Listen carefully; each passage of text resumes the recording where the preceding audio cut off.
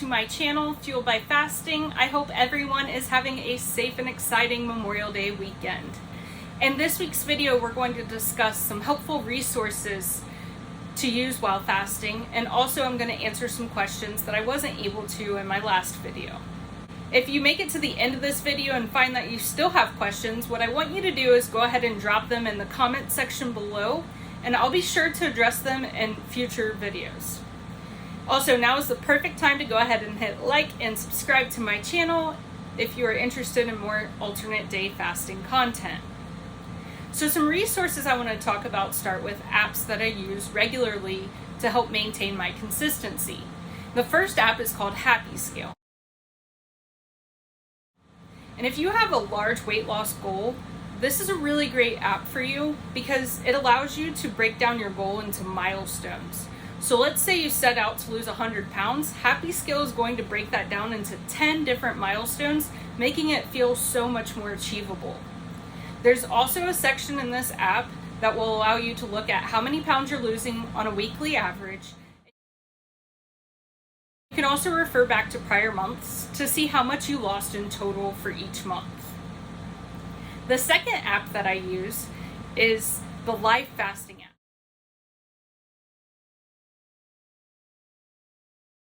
And there is a social aspect to this app that I do not currently use, but I do use it for accountability. There's a really easy start and stop button for when you start your fast and you're finishing your fast to help monitor the length of time in which you've fasted. During your fast, you're also able to see once you've achieved autophagy, and then you can monitor how long you've spent in autophagy. And after your fast, you can also refer back to the amount of time and hours you've spent in total in ketosis.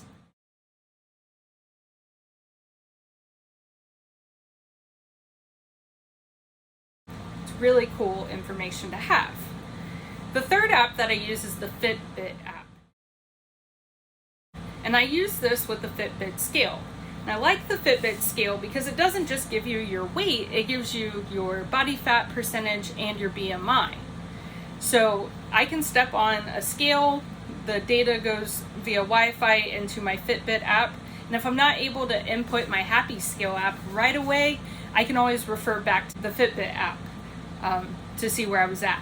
I weigh in weekly, so it's every 7 to 8 days, but I always weigh the day after a fast right before I'm about to break. I also want to talk about support groups because I'm in 2 alternate day fasting support groups, and they have been so beneficial for me because you'll find like-minded individuals that are just getting started on their journey and asking really good questions, and you can follow those questions.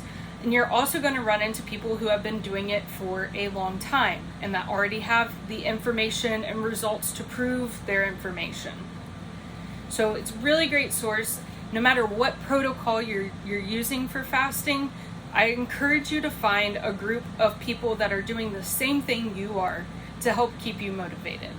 Do I eat carbs and do I count my calories? And the answer is no. For alternate day fasting for me, it was a solution because I had lost a lot of weight from a low carb diet and then gained it all back. So for me, this diet, this lifestyle was more about eating all food from all food groups, but in moderation. And in the beginning, it wasn't even in moderation. In the beginning, I had pizza, chicken parm subs, French fries, waffles. I just didn't care. I just wanted to reach my fasting window and then eat what I wanted. But I did realize once I made better decisions during my fast or during my feed, I was able to withhold my fast a lot easier. So the more nutrient dense foods you eat during your feed, the easier the fast is. How do I manage hunger through my fast? And in the beginning, you really can't. In the beginning, you just have to stay consistent. You have to look at your goals and know that the only way to achieve those goals is to try. And for me, every time I try, I've succeeded so far because my goals outweighed my want for a plate of food. How often and what supplements do I take?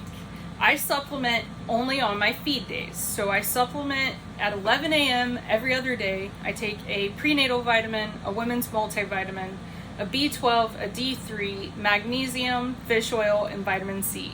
Take 7 supplements every other day. And during my fast, I drink water that already contains magnesium and electrolytes in it. How do I avoid disaster pants? And I love the way that this question was asked, but there is no way to deal with it. When you start fasting, your body is going through big changes. And unfortunately, that affects us in all ways. But yes, diarrhea is a common symptom when you first start. This too shall pass. It gets better with time, and eventually you'll find that you're regular again. Just be sure to drink a lot of water. How do I manage loose skin, and do I work out? So I did not work out up until about 2.5 weeks ago. I started to incorporate light yoga. But before that, I was just losing the weight through fasting. And how do I manage my loose skin? I really let autophagy do its work and its magic. But at the end of the day, I still have it. I'm still going to have it. You can't expect rapid weight loss without loose skin. And for me, a healthy mind and body is a lot more important than having a little bit of loose skin in my arms and legs and stomach. What do I do about plateaus, and how often do I weigh in? Like I explained a little bit earlier, I weigh in weekly, every 7 to 8 days, but I monitor my progress at a month to month. And this is important when you're experiencing a plateau. Ask yourself, how long has it been? When, are you deeming a plateau after 1 or 2 weeks? Be more patient with your body. I weigh weekly, but I'm not, if I don't lose anything at the end of 1 week, I'm not writing off alternate day fasting. I'm giving my body time to acclimate to the change. So it's very important for me to review at a month-to-month glance. I would say after 2 months of not losing weight, I would start to make changes somewhere. But be patient with yourself through a plateau. What are the hardest obstacles with alternate day fasting, and how do I overcome them? The hardest obstacle for me is definitely the social aspect of it. At social gatherings, it is awkward to be the only one without food on their plate. It is awkward to be the only one not eating, but how I overcome this is through research. I use this as an opportunity to teach others. I'm not eating, so it's the perfect time to speak about it. You can talk about the benefits. You might even inspire somebody to start trying. And what was my perspective on life before and after to alternate day fasting? Before, I felt like I didn't have an answer. I knew that to lose weight, the only way I was successful before was low carb. But I was so scared because I know that if I embarked in that journey, eventually I would reintroduce carbs and I would gain back. My perspective of life changed with alternate day fasting because I am now able to eat in moderation from all food groups and lose weight, which I never thought was possible. Alternate day fasting has not just helped me lose weight, but it has helped with my mental clarity and my willpower. After every fast, I feel so strong and unstoppable. I just can't see myself stopping this. So I hope I answered some more questions that you might have. And if I didn't, be sure to put them in the comment section below. And don't forget to subscribe. Thank you and have a nice weekend.